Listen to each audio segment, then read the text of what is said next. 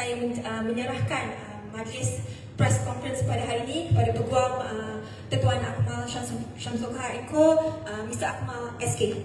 Dipersilakan. Terima kasih pengurusi majlis.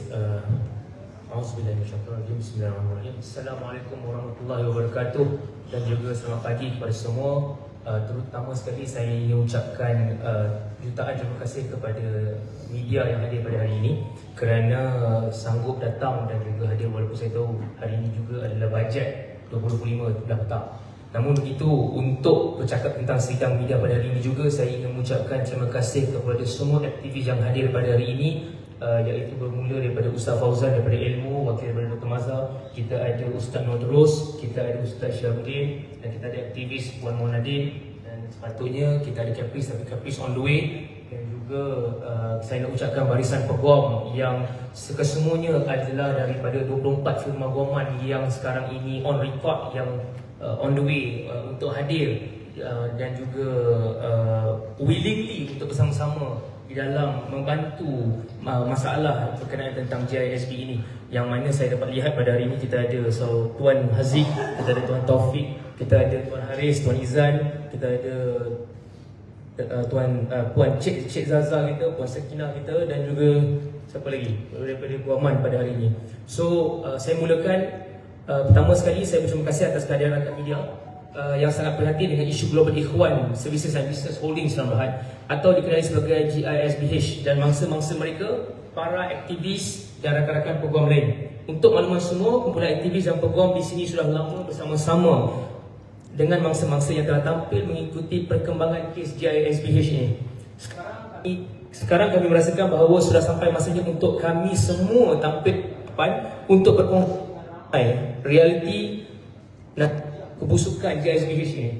Khalayak sedia maklum, bermula 22 September lalu, Ops Global tegas menyikap satu gerakan kumpulan ajaran sesat yang bertopengkan perniagaan, bermula dengan tindakan pihak berkuasa untuk menyelamatkan kanak-kanak daripada dieksploitasi oleh GISBH ini. Rentetan itu, GISBH didapati mendalangi satu anutan ajaran sesat dengan penemuan bulu janggut dan teks amalan sesat yang diharamkan dengan anggaran keahlian mencecah 10,000 orang.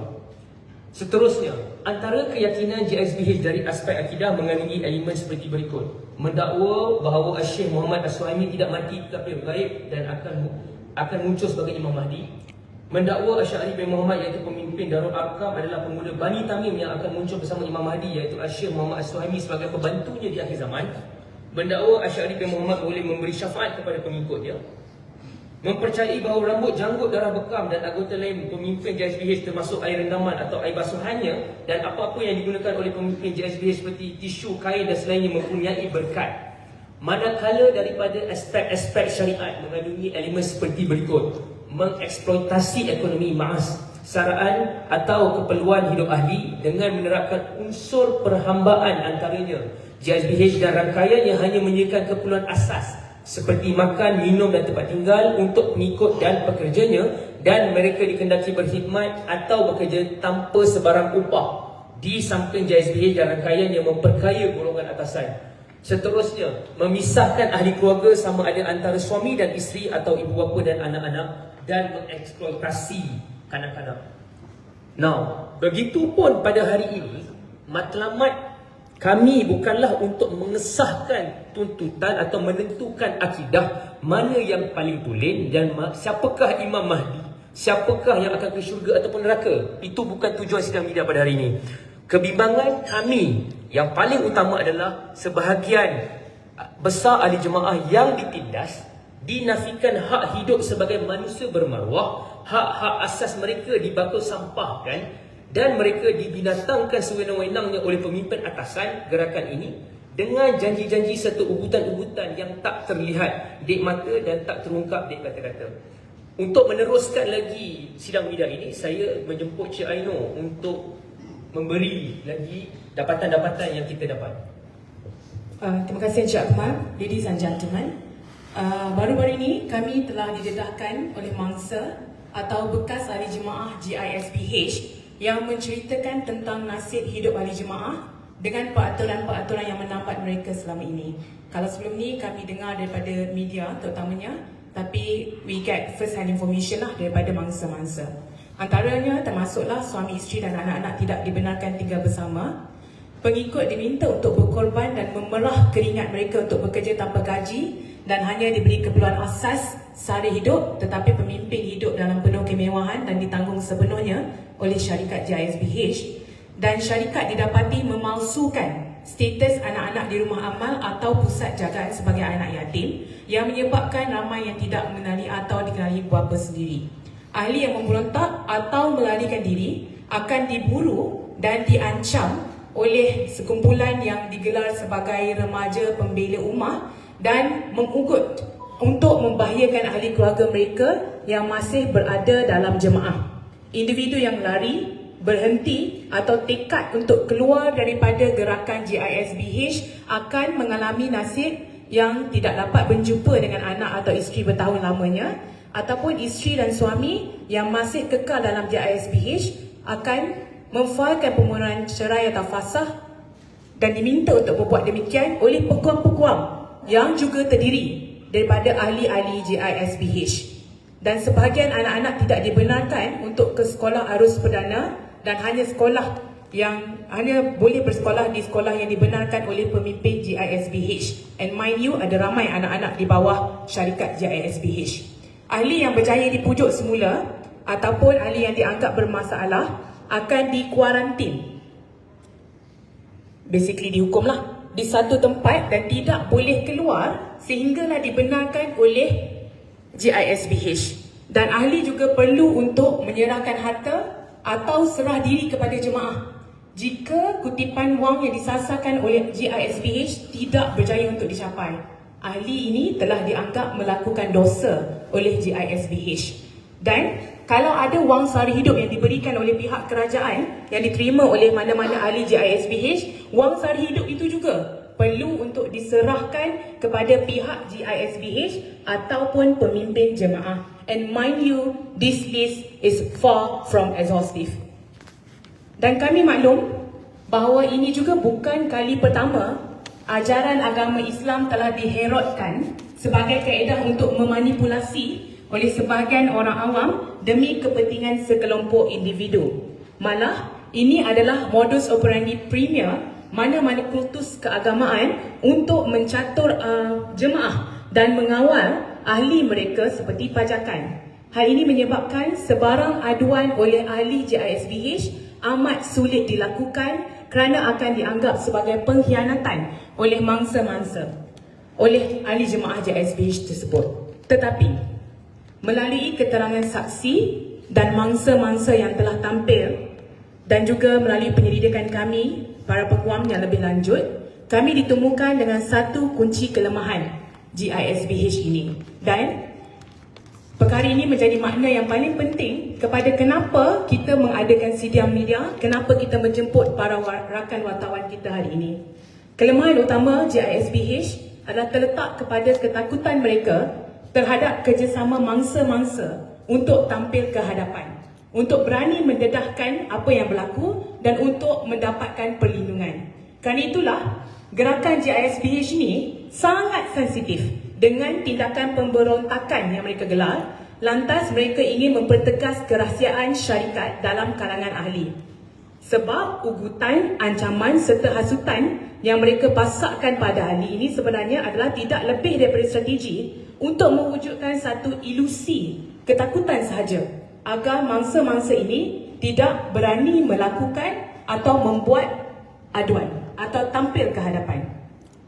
Dan walaupun setakat ini ada pelbagai inisiatif daripada kementerian kepada autoriti dan agensi sehingga kan 625 mangsa kanak-kanak telah diselamatkan dan dalam proses pemulihan, dan kita juga dapati ada 10 laporan berkaitan dengan buruh paksa telah dilapor dan diambil tindakan, kami merasakan bahawa angka mangsa yang belum tampil dan belum dikenal pasti jauh lebih tinggi.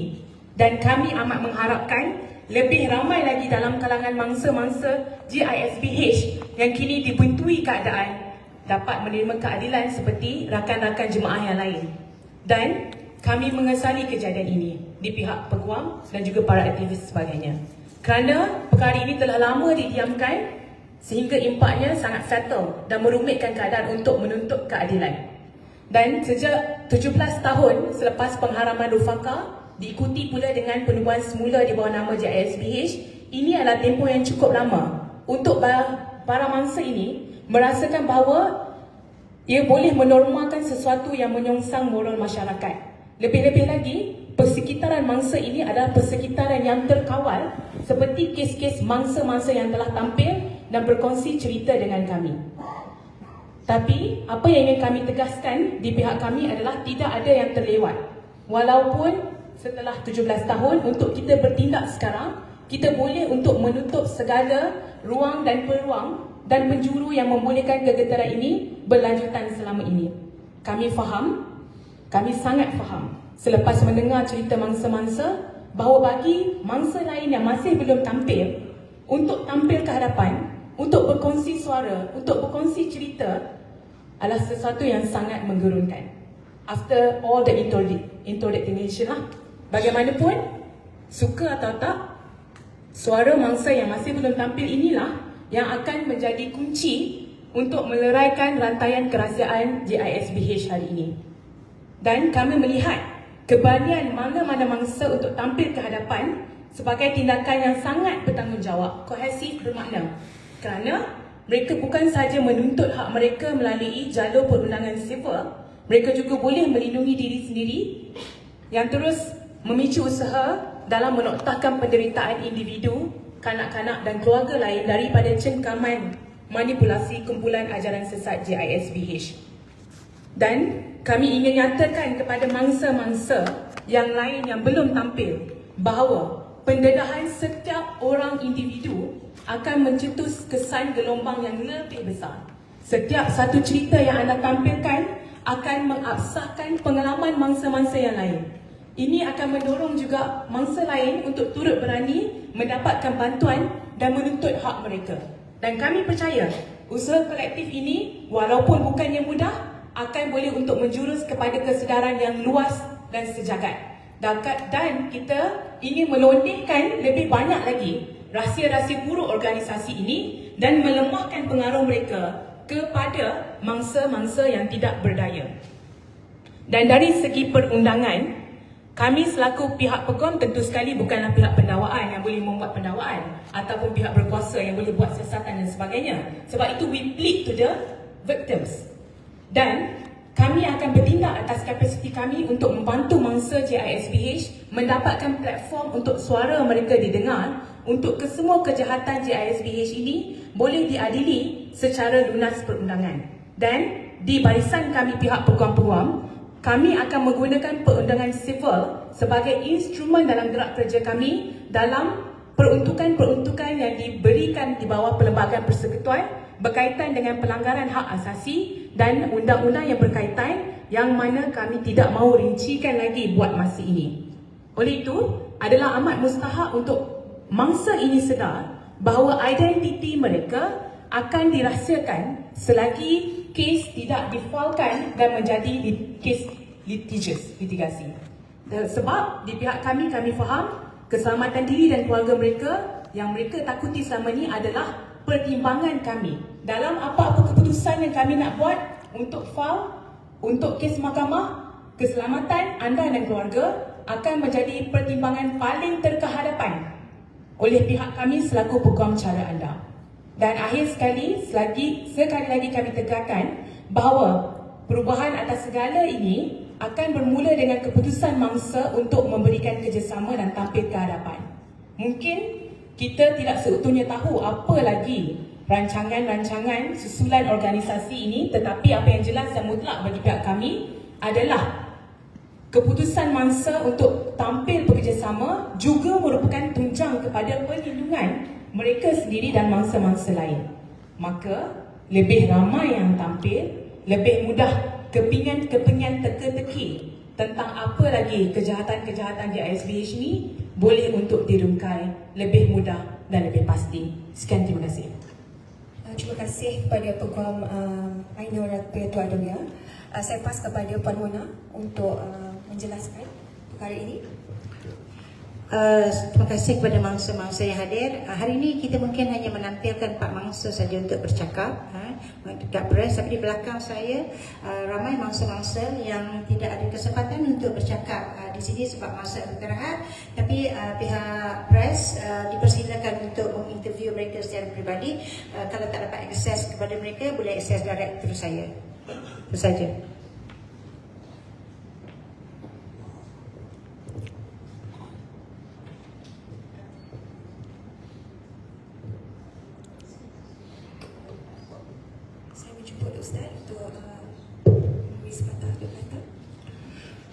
Bismillahirrahmanirrahim. Alhamdulillah, salatu wassalamu ala rasulillah wa ala alihi wa Saya hanya ada beberapa poin untuk disampaikan. Pertama sekali, antara tujuan kami pada hari ini adalah bukan untuk mempertahan kesemua perincian tindakan daripada kerajaan ataupun agensi-agensi kerajaan. Boleh saja agensi-agensi kerajaan buat silap dalam kes-kes terpencil. Kita tidak percaya kerajaan maksum seperti pentaksub kepada Ustaz Asy'ari Muhammad yang percaya bahawa dia adalah maksum. Kita tak percaya. Kami di sini bukan untuk mempertahan apa-apa penahanan atau tindakan yang tidak cukup syarat. Jika ada, kami juga meminta kerajaan jika dan kalau ada anak-anak ini yang ditahan secara silap atau mana-mana pihak yang ditahan tanpa ada kaitan dengan GSBH, supaya dilepaskan, dikembalikan kepada keluarga mereka secepat mungkin. Kita juga ingin nyatakan sokongan kepada tindakan kerajaan secara umum kerana kami tahu ia berdiri di atas asas dan bukti-bukti yang kokoh berdasarkan dapatan-dapatan yang saling menyokong daripada agensi-agensi kerajaan yang berbeza dan hasil pengakuan bekas-bekas ahli yang bersama dengan kami pada hari ini. Kami puji usaha sesiapa sahaja untuk memastikan mana-mana agensi kerajaan menjalankan tugasan mereka dengan adil dan bertanggungjawab. Tapi mesti buat due diligence. Jangan cuba untuk uruskan dengan pembohongan dan saksi palsu. Ia hanya menjatuhkan kredibiliti anda. Soalan kami kepada pihak yang cuba mempersoal kredibiliti saksi-saksi bekas-bekas GSBH yang telah tampil membongkar kebobrokan Arkam 3.0 itu, adakah anda sudah dengar dan jumpa kedua-dua pihak yang mempertahan dan yang mengkritik dan membanding penyaksian mereka, atau hanya mendengar daripada sebelah pihak sahaja? Berapa kali masyarakat Malaysia nak jadi mangsa kepada taqiyah Arkam 1.0, 2.0, 3.0? Mula daripada Ustaz Asy'ari yang pernah mengaku telah bertaubat, tetapi ajaran itu tetap diteruskan selepas itu. Begitu juga Rufaqah mengaku dah taubat, teruskan. Dan adakah perkara yang sama sedang berlaku dengan GSBH sekarang ini? Berapa kali kita nak dibohongi? Ini adalah bukti kebobrokan jemaah ini, iaitu tujuan menghalalkan cara. Kerana baru-baru ini terdapat beberapa orang yang mengaku sebagai ahli GSBH mengatakan bahawa mereka tidak lagi mengamalkan ajaran-ajaran yang telah difatwakan sesat. Sedangkan faktanya adalah sebaliknya. Jangan ambil kes-kes individu atau segelintir yang ada kemungkinan silap untuk mengaburi dan memperkecil jenayah-jenayah sivil ataupun aduan-aduan berkenaan dengan jenayah sivil dan kesesatan akidah sebuah jemaah yang berdusta dan mempermain-mainkan nama Rasulullah sallallahu alaihi wasallam. Kami yakin ramai ataupun rata-rata ahli GSBH kekal tidak membuat laporan kerana mereka tidak tahu mereka sebenarnya dimangsakan. Mereka tak tahu bahawa mereka dimangsakan. Ini adalah akibat kongkongan pada informasi, pada pemikiran, tindakan dan emosi sekian lama, iaitu proses indoktrinasi. Mereka tidak tahu ia adalah kesalahan yang dilakukan kepada mereka. Jika mangsa tidak tahu dia mangsa, dia tak akan lawan. Contoh, kerja bawah nama syarikat tapi tak bergaji, memberikan kuasa begitu besar kepada pemimpin untuk mengawal kehidupan peribadi jemaah, pugutan berdasarkan doktrin-doktrin palsu agama, eksploitasi anak-anak dan menyuruh anak-anak yang bukan anak-anak yatim ini mengaku sebagai anak yatim. Mereka tak tahu kalau seorang anak-anak itu lahir dalam sebuah keluarga yang biasa dengan penderaan, kemungkinan anak-anak tak tahu pun benda itu salah. Yang nampak abang dia kena dera, pakcik dia kena dera, makcik dia kena dera dengan suami, dan biasa, tak salah. Jadi ini kongkongan fikiran, kongkongan informasi, kongkongan emosi dan kongkongan tindakan sehingga membuatkan rata-rata jemaah JSBH tidak tampil ke hadapan. Maka itu indoktrinasi hanya boleh dilawan dengan tindakan untuk melumpuhkan syarikat ataupun jemaah ini. Tidak ada cara lain kerana mereka tidak mampu lagi berfikir secara waras. Itu proses indoktrinasi dan itu kesan indoktrinasi. Kalau masih lagi boleh berfikir, maka sila tampil ke hadapan dan jawab pertuduhan-pertuduhan dan dakwaan-dakwaan yang dibuat oleh pihak-pihak yang menuduh. Itu saja. Sekian, terima kasih. Assalamualaikum warahmatullahi wabarakatuh. Saya Syahrudin dan alhamdulillah hari ini saya dan juga rakan-rakan daripada Puan, aktivis-aktivis serta bekas-bekas ahli GISB yang berada pada hari ini. Kita berada pada hari ini dengan satu tujuan yang jelas, iaitu kita tak boleh untuk berdiam diri lagi, duduk saja orang duk pergi kata dekat kita, dekat kata mangsa-mangsa ni dan sebagainya. Kita tak nak buat seperti itu lagi. Kita nak lakukan satu tindakan secara bersama, secara kolektif dan komprehensif untuk memastikan apa yang dilakukan oleh pihak GISB ini, penindasan-penindasan mereka dapat dimatikan dan dilupuskan dengan segera. Dan pihak GISB bukan sekadar isunya kesesatan semata-mata. Kalau kata sesat, dia confirm sesat.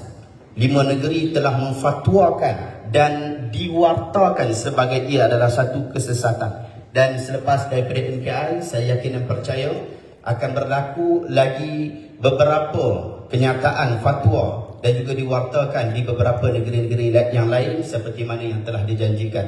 Bahkan beberapa sultan telah memberikan kata-kata terhadap hal ini yang sepatutnya kita sebagai rakyat Malaysia tak boleh berdiam diri, duduk saja tengok bagaimana mangsa-mangsa GISB dimalukan dan diberikan segala penindasan.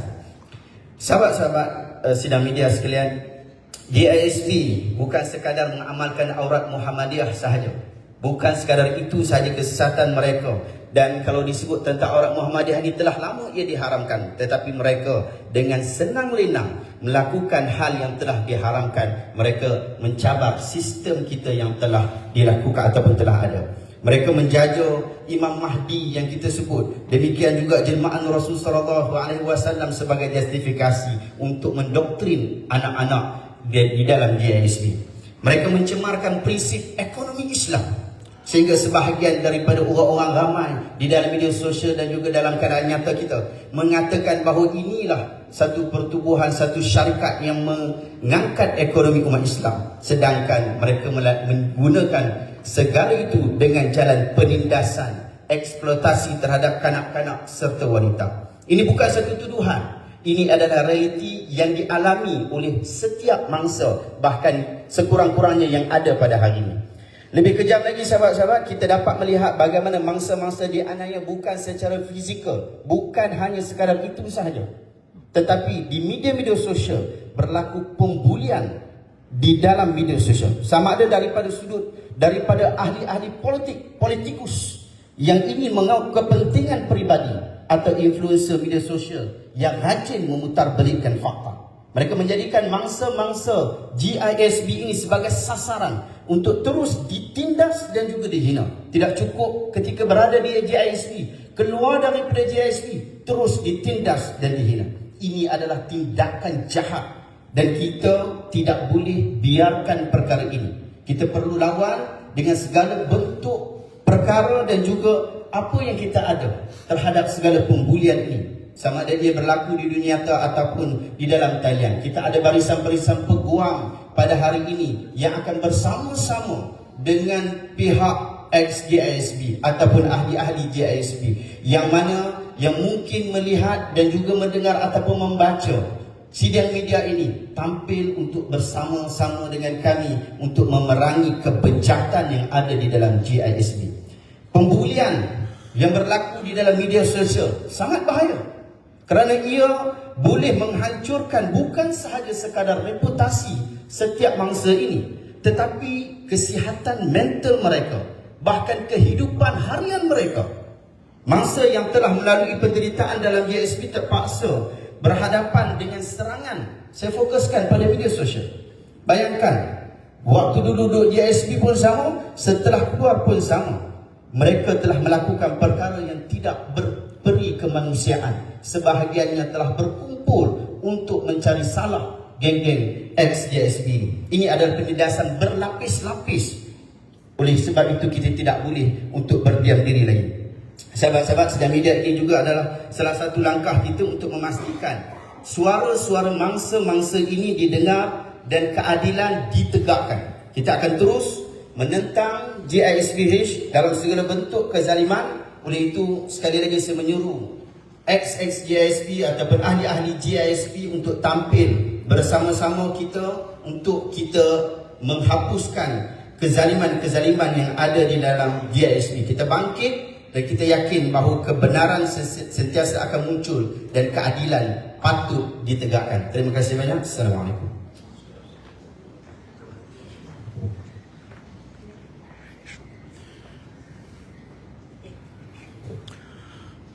Okey, saya akan perkenalkan mangsa pertama.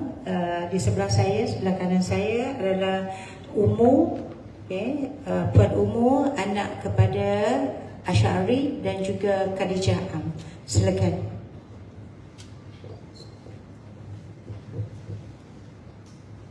Bismillahirrahmanirrahim. Assalamualaikum warahmatullahi wabarakatuh. Terima kasih kepada pers. Terima kasih pada Puan Mona sebagai tim peguam.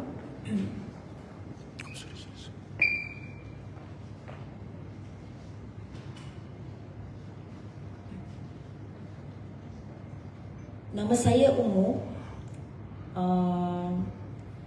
Saya adalah anak kepada Ustaz Asy'ari Muhammad dan ibu saya Khadijah Am. Isu saya ialah saya dipaksa kahwin dengan seorang lelaki bernama Fadil bin Jasin.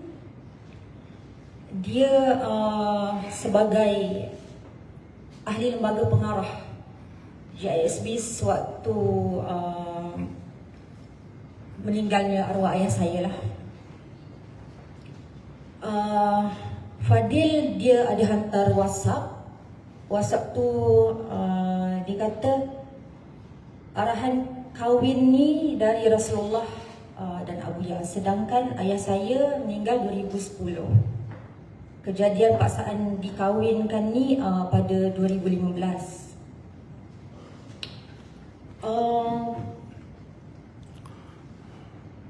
Saya ni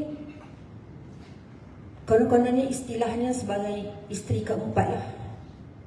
Memang saya sangat menolak, saya memang tak nak.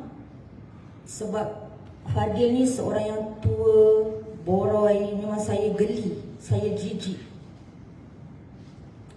Jadi lepas saya dapat WhatsApp tu, saya lari ke rumah kawan Arab saya. Masa tu kejadian di Jordan. Jadi Fadil dan pengikut-pengikut dia datang ke rumah kawan Arab tu semata-mata nak suruh saya serah diri, mengikut arahan dia dan pengikut-pengikut GISB yang lain lah. Jadi mereka ni memang dari seawal pukul 1-2 pagi dah buat kecoh, bising kat rumah kawan, minta saya serah diri juga kan. Akhirnya setelah saya dah hampir seminggu di rumah kawan saya diarahkan untuk keluar bersama Fadil dan pengikut. Bila kawan saya balik, kawan saya minta saya serah diri pada Fadil.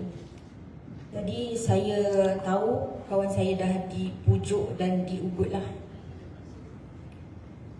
Okey, jadi dalam keadaan saya dipaksa hari-hari mengganggu saya di rumah kawan dengan macam-macam cara. Akhirnya kawan pun minta saya serah diri. Jadi saya terpaksa ikut. Fadil dan orang-orangnya sebenarnya orang-orangnya tu adik-adik saya. Jadi akhirnya saya diminta untuk salam. Salam tu bermakna kahwinlah dengan Fadil. Sedangkan masa tu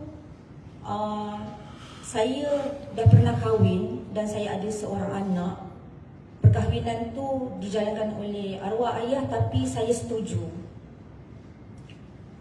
Dan dalam Islam pun sebenarnya janda tak boleh dipaksa kahwin. Okey. Dan anak saya dipisahkan bila saya menolak arahan perkahwinan ni. Dan saya akhirnya dicucuh dengan saya akhirnya setelah nikah tu dibawa ke Turki sebab Fadil dan pengikut dia tahu kan saya ni duduk di Jordan, saya ada kawan, saya boleh lari sana sini minta tolong.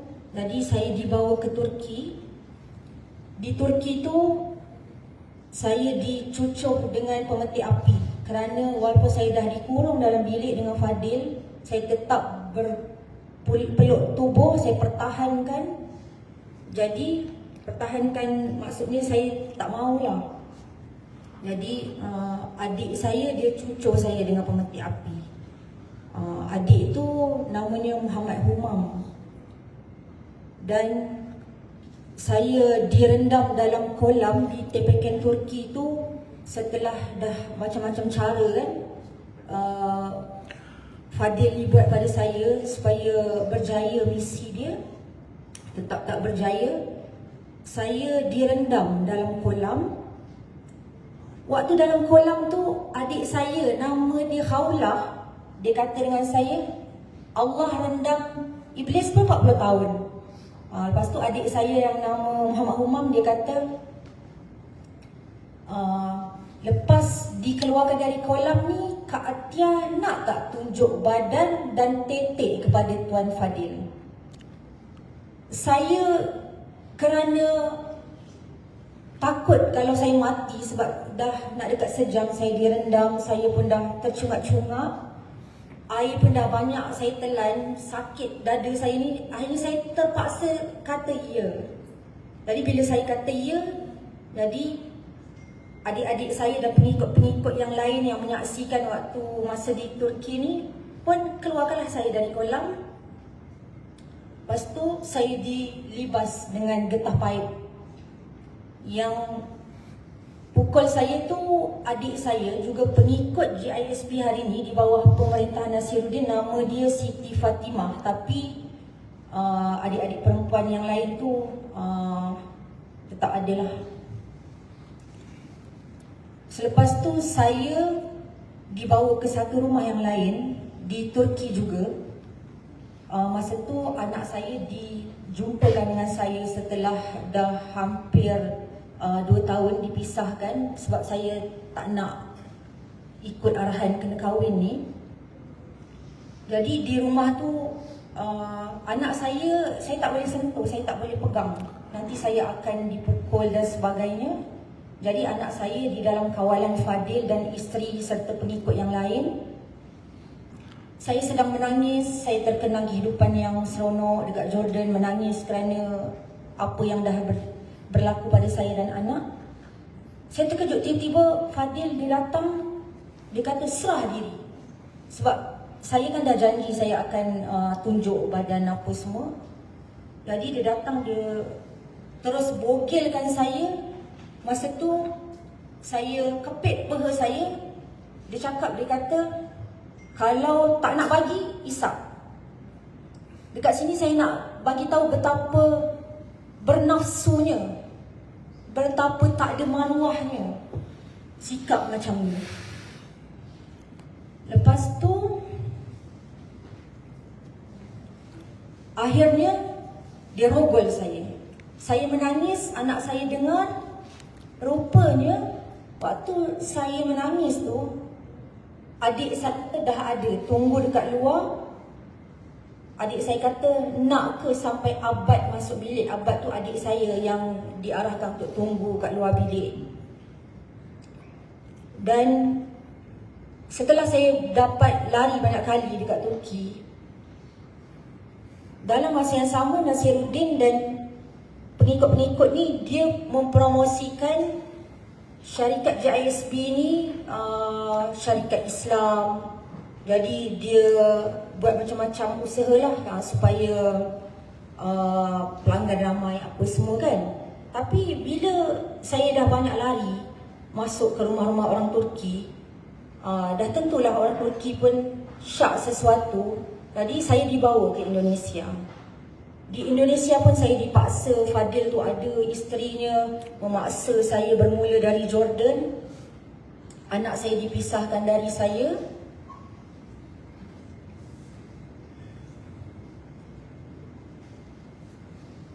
Saya, seperti yang saya sebutkan tadi, saya ni sebagai isteri keempat. Bila saya tak nak dengan perkahwinan dengan Fadil ni, Fadil dan orang-orang JSB kata saya gila. Sedangkan memang saya sendiri saya tak nak. Bukan test saya seorang lelaki yang tua, lelaki yang boroi. Lepas tu kalau ikutlah kan, saya ni adik-beradik saya 8 orang. Seibu saya 8 orang. Adik-adik saya semua ada yang kahwin hari ni dengan Nasiruddin. Ada yang kahwin dengan Hasnan pun juga pemimpin atasan JISB. Itu persetujuan mereka. Jadi saya sendiri memang saya menolak. Saya tahu ini adalah agenda Fadil untuk mengukuhkan kedudukan dia di dalam JISB sebab ayah saya pengasas pada syarikat JISB ni. Dan akhirnya dengan izin Allah, nenek saya yang selamatkan saya dapat lari. Walaupun saya dah dapat lari pun saya tetap terus diburu. Sehinggalah berlaku penangkapan kepada Nasiruddin, kepada adik-adik saya, Adib, Haulah, Mubarakah dan ada lagi beberapa yang lain lah.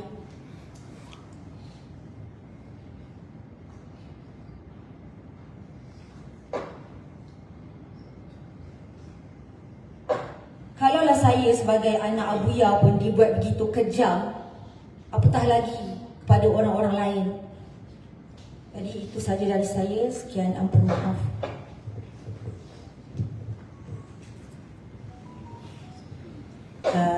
Sebelah kiri saya adalah mangsa yang kedua. Kita panggil dia Tasha. Beliaulah merupakan orang yang telah membuat laporan adik-adiknya diliwat yang membuka kepada kes keseluruhan kebobrokan JISB ini. Tasha telah tampil dengan beraninya, tapi malangnya Tasha adalah salah seorang yang sekarang ni sedang menjadi mangsa fitnah besar-besaran.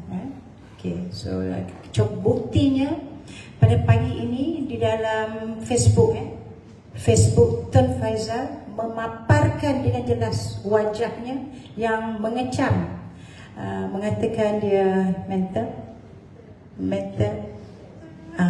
dan meracunkan adik-adik. So kita akan dengar bagaimana kezaliman itu terjadi dalam diri Tasha dan keluarga dia.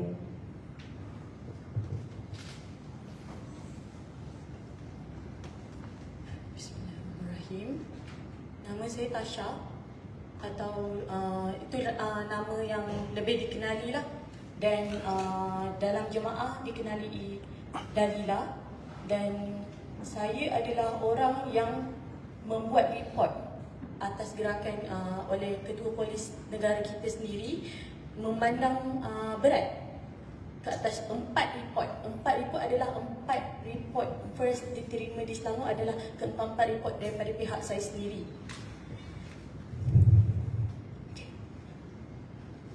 Sebelum kejadian untuk saya menampil untuk membuat report, saya telah berbincang dan saya telah menunggu lama hak untuk adik saya 2 orang adalah mangsa amal seksual liwat, dan seorang lagi adalah adik saya berumur 6 tahun yang ditekap bersama 3 mangsa lagi, budak-budak seumur 6 tahun, 2 orang, seorang 5 tahun dan seorang saya tak pasti 4 atau 5 tahun.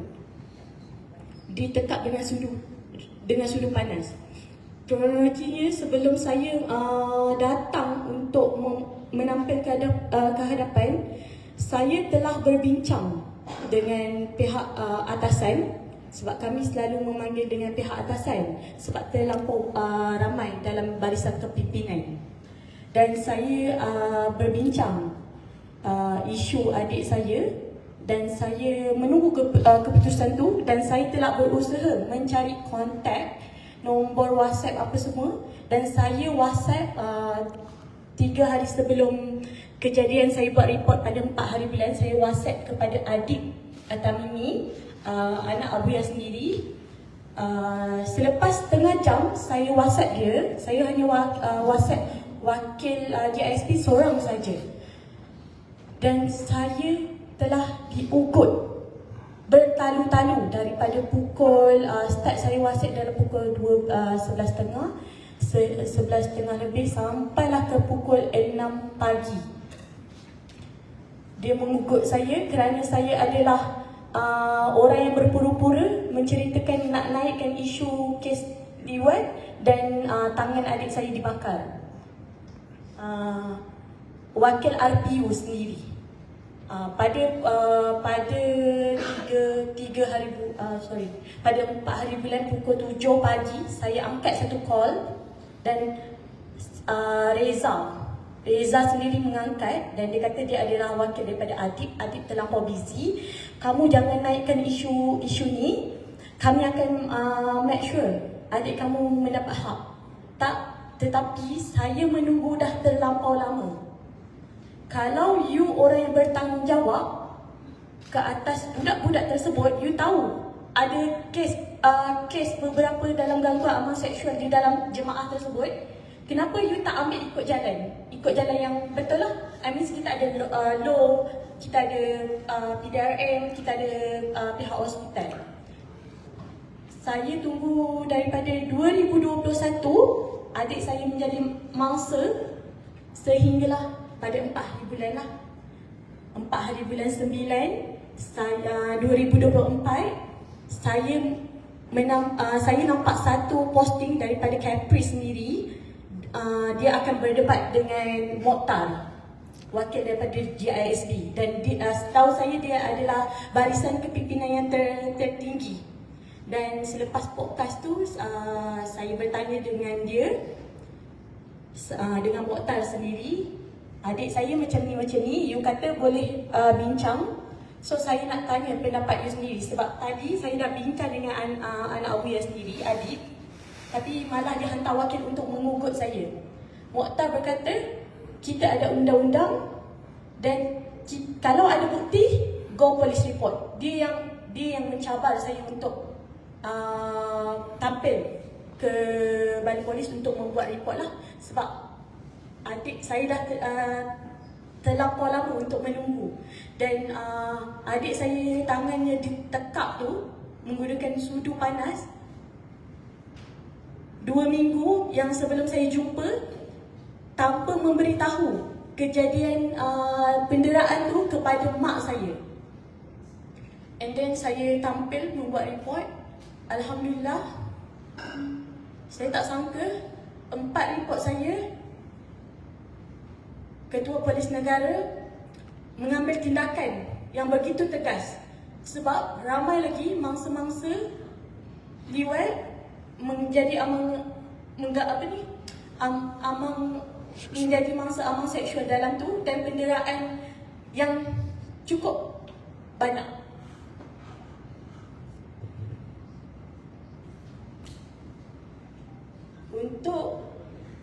Untuk saya nak tampil hari ini mendakwa orang GISD mewar-warkan saya di media sosial yang mengatakan saya ni melacurkan adik-adik saya. Saya melarikan adik saya ada adik 2 orang perempuan, dan melacurkan adik-adik saya.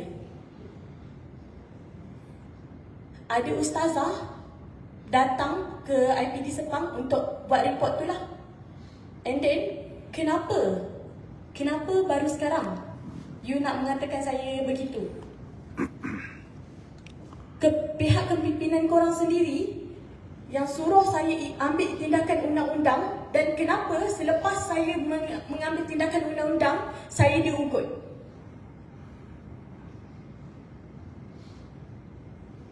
Keluarga saya last pada 27 hari bulan, keluarga saya di follow oleh geng RPU tu lah.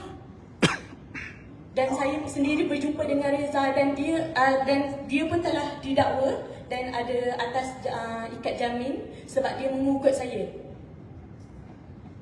Kalau benda ni korang sendiri cakap kita ada undang-undang, kenapa perlu ugut saya untuk mencabut report berkenaan? Dan untuk Tun Faizal, pagi tadi you posting berkenaan dengan saya. Kenapa orang yang ada masalah mental tak boleh bercerita dan tampilkan diri ke hadapan? Bukan saya, ramai lagi mangsa-mangsa yang mengalami penderaan mental dalam tu. Cuma diorang tak berani tampil. Hanya DM saya, tolong bubarkan. Kalau inilah jemaah kebenaran, ini adalah kali keberapa dah dibongkarkan? Kali ke-4. Kurang 4 kali. Saya duduk dalam jemaah tersebut daripada zaman Rufaqah, dan saya tidak tahu menahu yang Rufaqah dan JISB pada 2013 telah difatwakan haram dan dibubarkan. Sebab kami tak boleh pegang phone, any connection, television apa semua kami dikontrol. So saya pun terkejut. Oh, JISP pun pada 2013 telah difatwakan ke? Saya hanya tahu Umoja bertaubat untuk isu seks suci Islam. Dan pada zaman Rufaqah pun saya tak tahu. Bukan saya saja, ramai lagi yang tak tahu. Allah nak bongkarkan. Saya, nawaitu saya untuk 4 report adik saya ni, saya just nak adik saya dapat hak. Tetapi dengan niat saya, ya Allah, jika inilah jemaah kebenaran, kau benamkan aku. Tapi jika ini jemaah yang engkau mungkari, kau bongkarkanlah. Saya tak sangka terjadi pada satu malam pihak PDRM telah menyelamatkan adik-adik saya, dan saya tahu. Sebab saya takut adik-adik saya dilarikan. Kita duduk dalam tu daripada umur 6 tahun. Kita tahu corak permainan dorang. So, kenapa Allah bongkarkan? Lah, takat saya. Okay. Saya ada 4 report polis. First report polis, adik saya adalah mangsa amal seksual dan dibuat dua orang. Yang paling sadis is dekat Kuala Pilah, ramai lagi mangsa, dan saya tak sangka kerana report tu banyak mangsa yang diselamatkan. Dan sangat sadis penceritaan dorang, bagaimana budak-budak tu diajar oleh ustaz penjaga jemaah yang dilantik oleh wakil JISB sendiri.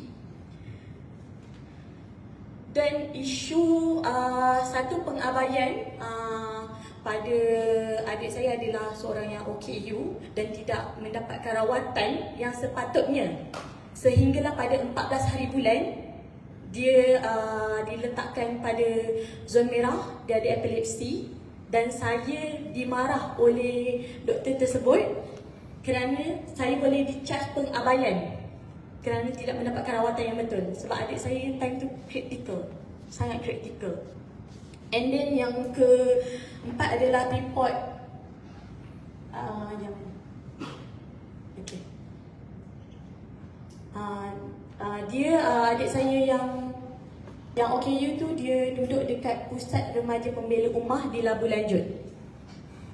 And then adik saya yang nombor bongsu, Saya sangat terkilan bila mak saya respon, oh ada 3 orang mangsa lagi yang ditekak bersama-sama dengan adik saya. So total 4 orang dan adik saya paling teruk lah. Mangsa tu budak-budak kecil, perempuan, bukan lelaki, perempuan. Macam saya cakap, umur 6 tahun, 2 orang, 5 tahun dan saya tak sure 4 ke 5 tahun. Diorang ditekak kerana kesalahan yang sangat tidak, orang kata tidak logik. Dia makan keropok jajan di waktu malam bersama kawan dia dan dia, ustazah nampak lah kantoi, and then dia terus dihukum begitu. Ketika kejadian waktu ditekak tu sangat sadis. Adik saya mula-mula tak nak mengaku, tak nak bercerita siapa yang buat. Lama saya tekan baru dia menceritakan. Dan sebelah tu adalah mak saya. Mak saya pun terkejut. Dia ingatnya luka parut dekat belah kiri dia tu adalah kurak. Saya kata ini bukan kurak, ini adalah kesan lecur. Mak saya sangat terkejut. Kalau inilah mengamalkan sistem Islam, kenapa tidak memberitahu kepada keluarga lah, pihak keluarga. Dan untuk part saya banyak sangat untuk kes mengeksploitasikan kanak-kanak. Saya adalah salah satu mangsa yang saya dinyatakan, yang saya fikir itu ada asrama, sebab dalam jemaah kita panggil asrama. Dan sebenarnya itu adalah rumah pusat amal kebajikan lah. Dan saya sendiri dibawa oleh pengurus di Sepang, Ustazah Nolida membawa tabung untuk mengutip derma. Saya adalah anak yatim, pergi sini, anak yatim piatu, pergi sini, asnaf zakat, nak duit sumbangan, berikhlas ikhlas yang mungkin. Sebab kita ada amount yang kita nak lah. Setiap kutipan tu ada amount yang dorang, okay, ni kita nak kutipan ni, so kita pergilah mencari. Dan ini adalah salah satu yang tempat kami boleh, macam saya, bila saya bawa kutipan tu banyak, saya akan dibawa lagi. So ini adalah untuk saya melihat dunia luar. Saya menengok orang-orang yang berbagai bangsa, and then dekat situlah saya tahu, oh dekat sini ada, sebab kita dapat berjalan kan, bila kami di asrama tu dekat situ je. And then bila paling best adalah program Ramadan, bulan puasa. Sangat banyak penyumbang yang membawa kanak-kanak. Actually itu adalah kawan-kawan saya. Ada kawan satu asrama tu anak kepimpinan sendiri, dan kami diletakkan semua ahli-ahli jemaah yang dinyatakan asrama. Sebenarnya itu adalah pusat rumah kebajikan lah.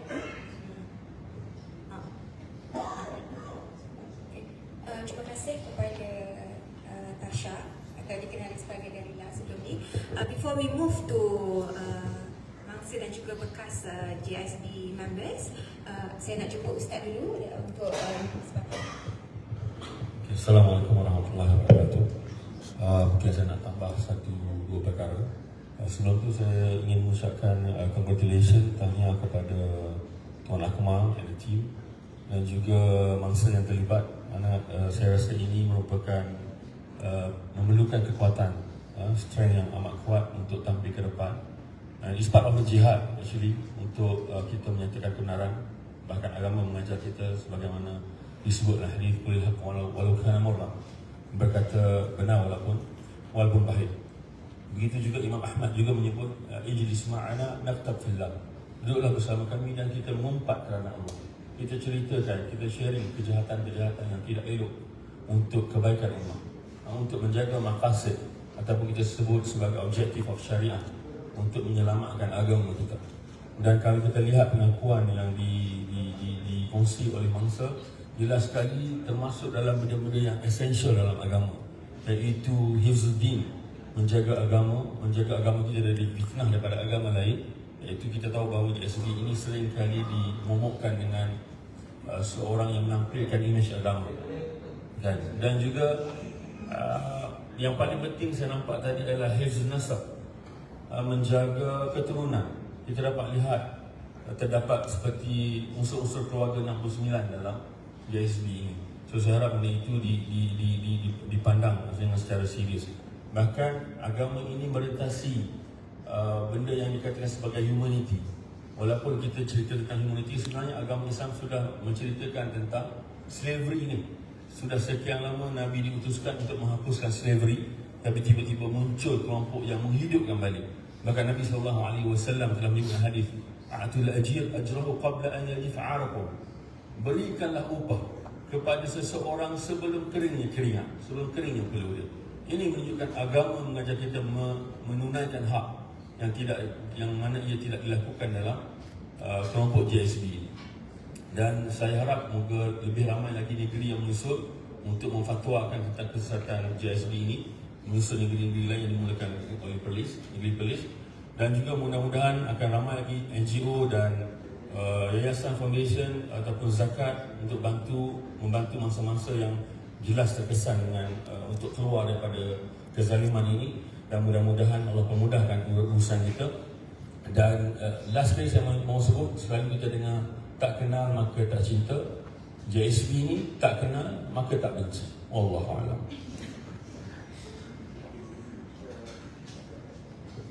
Testing. Dan sebelum kita nak move forward kepada the famous Adam untuk daripada bekas JSB, saya nak tambah sikit daripada apa yang Ustaz Fauzan cakap tadi, yang mana apabila sidang media ini diadakan, memang kita sebenarnya yang pertama, kita semua sedia maklum tentang pertuduhan-pertuduhan yang telah diberikan kepada JSB ini. Antaranya adalah Anti-Trafficking in Persons and Anti-Smuggling of Migrants Act 2007, iaitu Akta Anti Perdagangan Manusia dan juga Kehidupan Migran ni, dan juga kedua Akta Kesalahan Kanak-kanak. Dan kita faham ada juga suara-suara yang hebat di dalam parlimen yang mana mereka telah dilindungi oleh immunity. Namun begitu, we totally understand when it comes to politics, it always going to be politicized, the whole thing.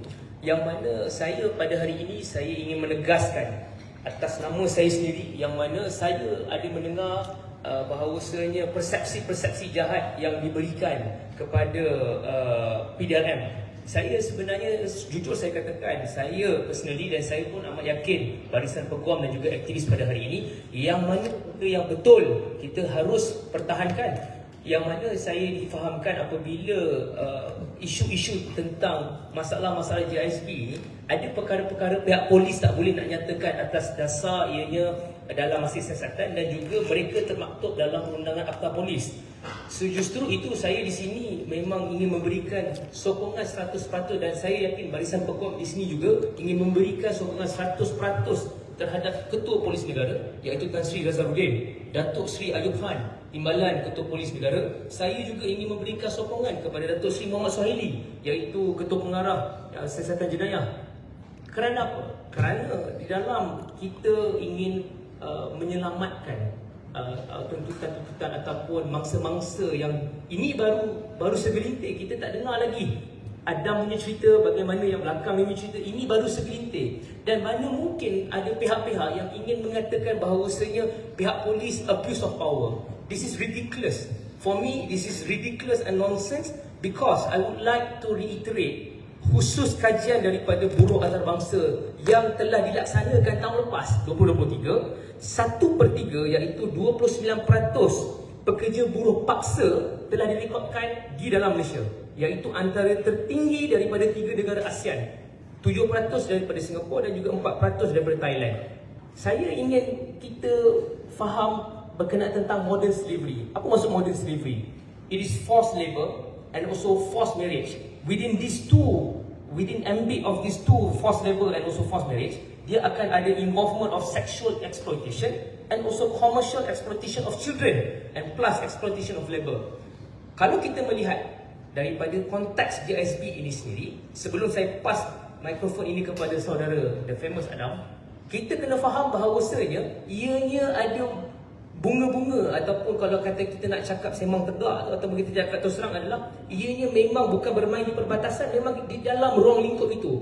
Justru itu mana mungkin saya rasa pihak polis tidak menjalankan tugas yang betul.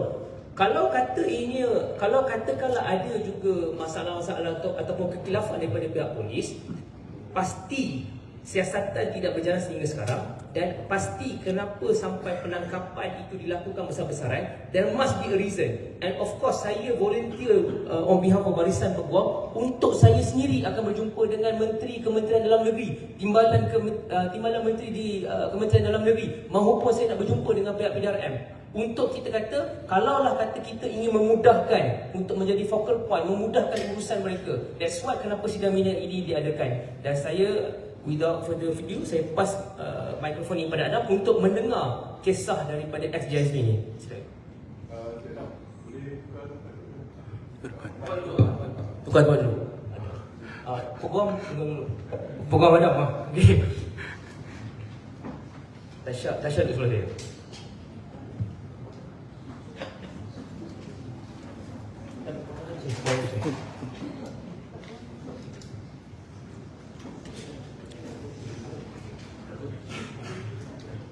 Haris.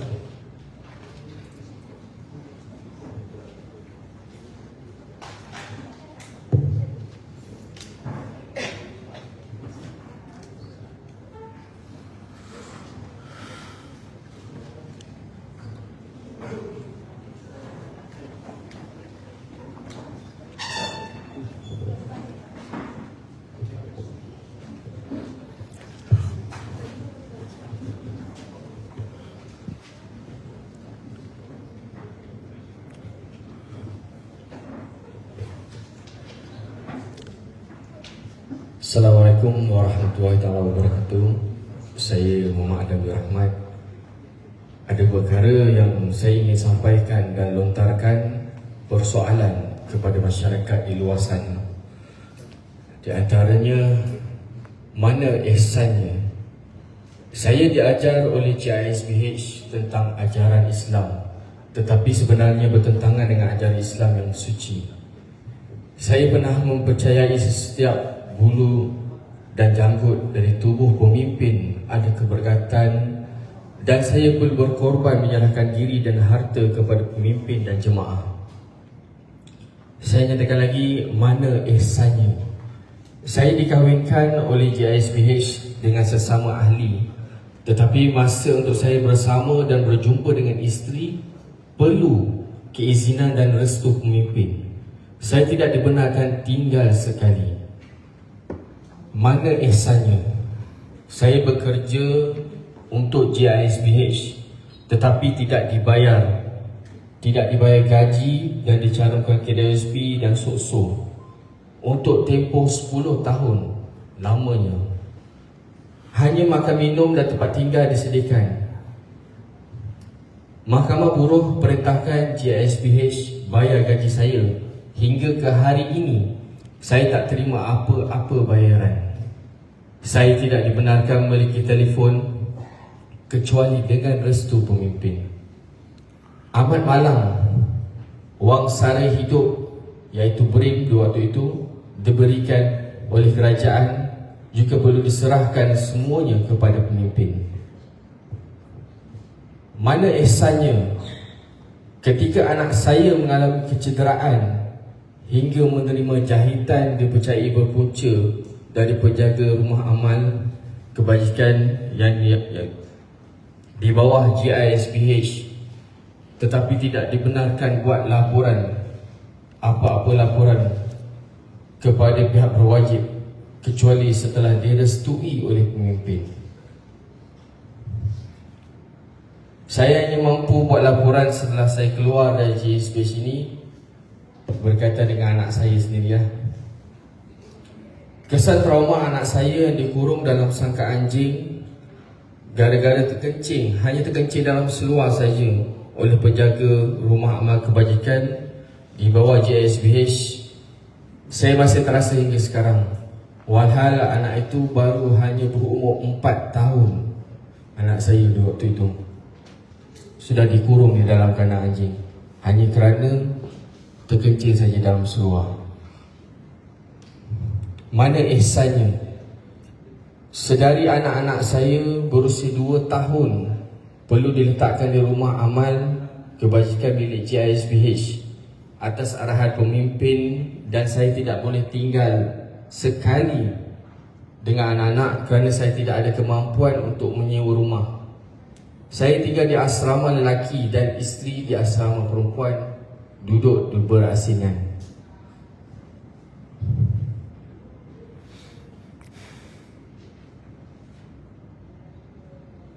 Saya nyatakan lagi mana ihsannya ketika saya melarikan diri dari GISB buat kali pertama, iaitu pada Januari 2020. Saya telah dipujuk rayu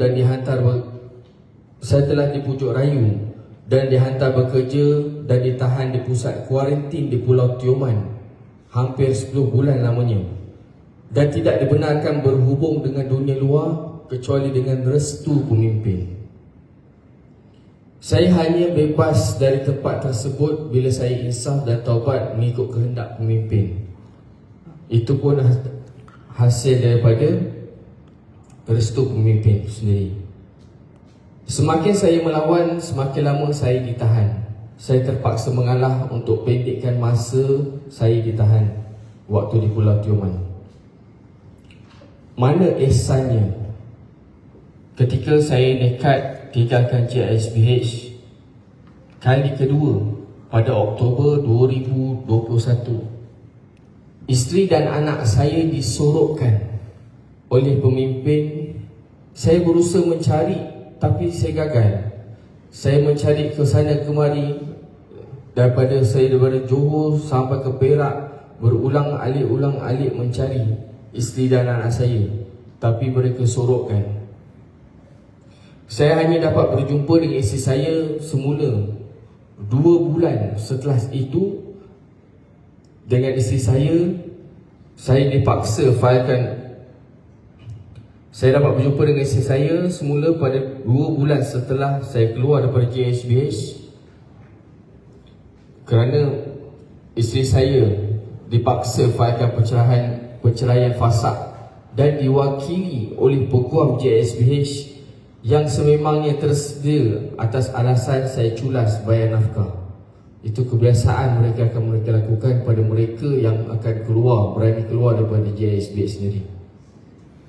Saya nyatakan sini kepada isteri saya masih sayangkan isteri saya dan saya nak hidup sebagai sebuah keluarga bersama anak-anak. Itu dah hasrat saya lah. Kalau perlu kembalilah pada saya, dan saya menerimanya dengan hati yang terbuka. Saya nyatakan lagi mana ihsannya. Semenjak Oktober 2021, saya tidak dapat berjumpa, bermalam dengan anak saya, hingga berlarutan 3 tahun kerana tidak dibenarkan oleh pemimpin GISBH. Saya langsung tak dapat jumpa anak saya selama 3 tahun. 3 tahun saya tak dapat jumpa. Setelah itu saya hanya dapat bertemu semula tanpa sekatan setelah anak saya diselamatkan dalam Ops Global. Setelah itu baru saya dapat bertemu dengan anak saya. Saya nyatakan lagi mana ihsannya bila mana saya melihat anak saya dalam satu video yang ditular di Rotan. Itulah anak saya di sekolah milik GISBH tanpa belas kasihan. Meskipun pelakunya telah dijatuhkan hukuman, anak saya masih trauma dengan peristiwa hitam tersebut hingga ke hari ini. Dan seterusnya, soalan saya kepada ahli lembaga pengarah, pimpinan, ahli-ahli GISBH, peguam-peguam GISBH dan masyarakat yang simpati dengan GISBH, di mana ihsannya GISBH dalam kehidupan saya selama tempoh 10 tahun saya lalui 10 tahun yang lalu. Jadi itu je, sekian.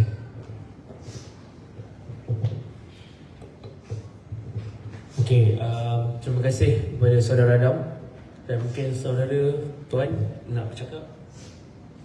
Dan sebelum tu kita akan bagi pada Tuan Haris. Atau kita bagi Tuan Haris.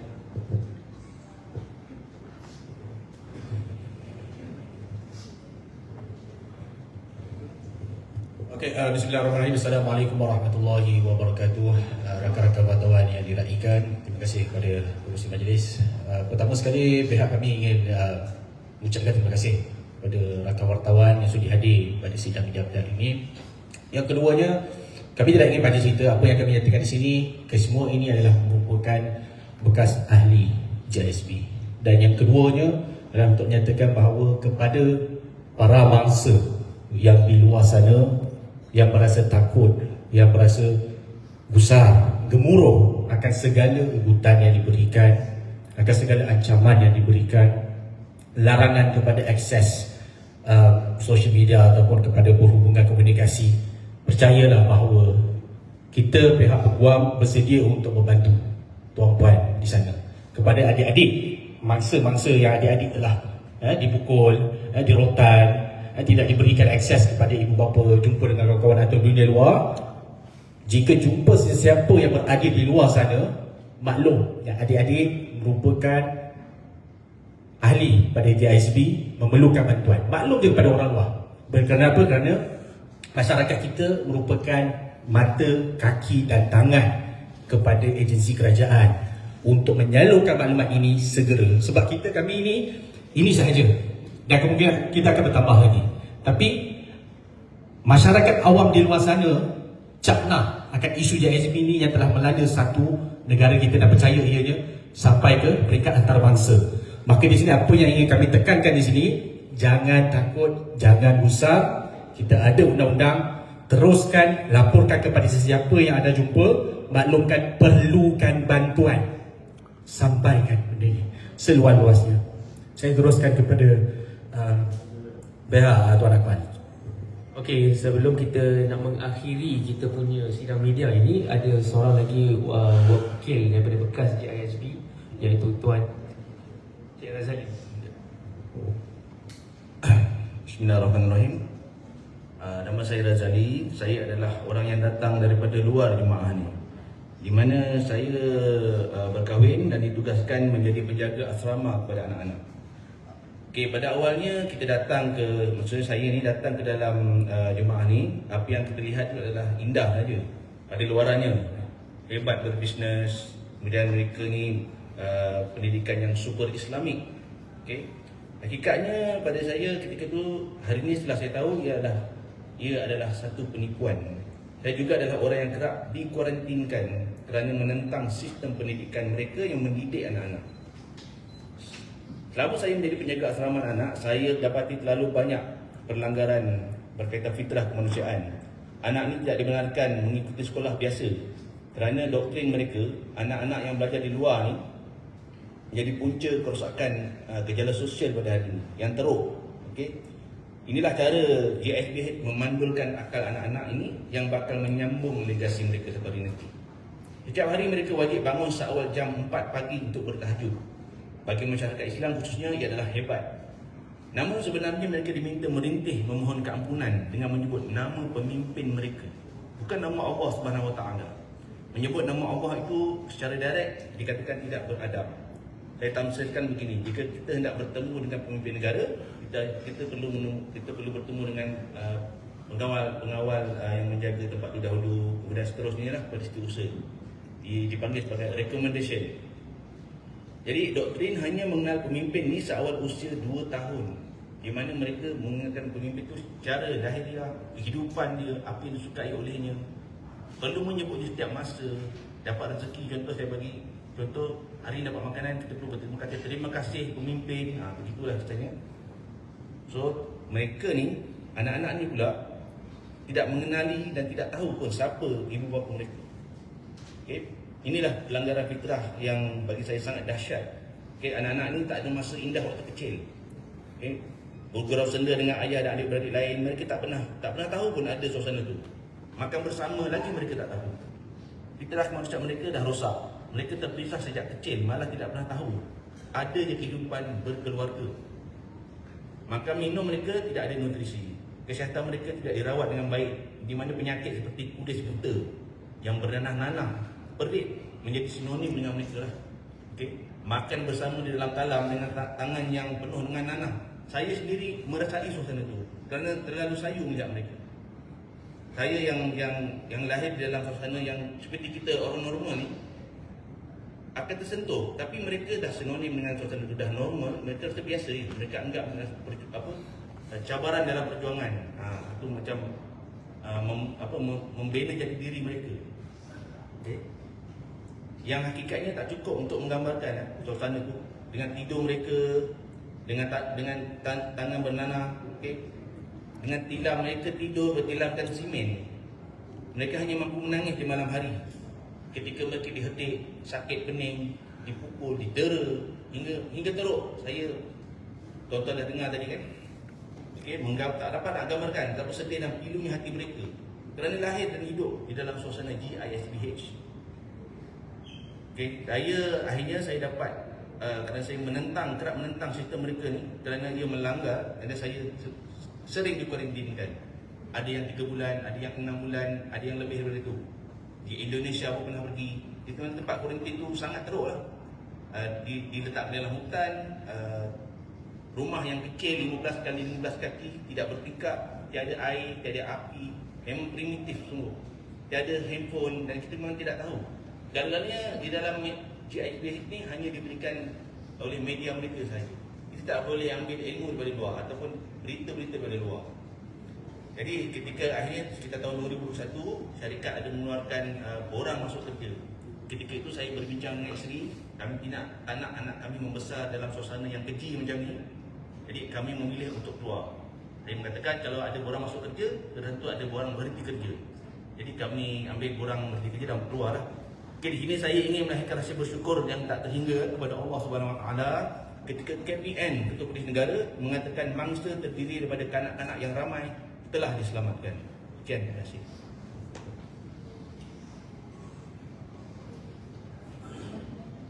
Boleh, Nabila. So kita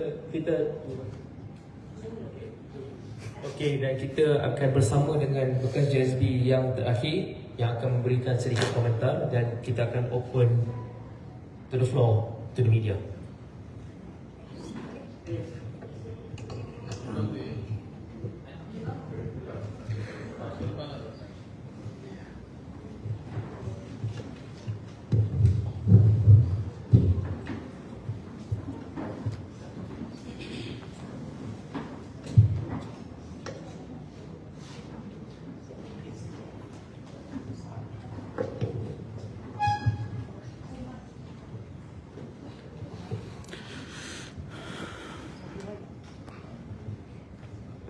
Okay, Bismillahirrahmanirrahim. Saya Zoe.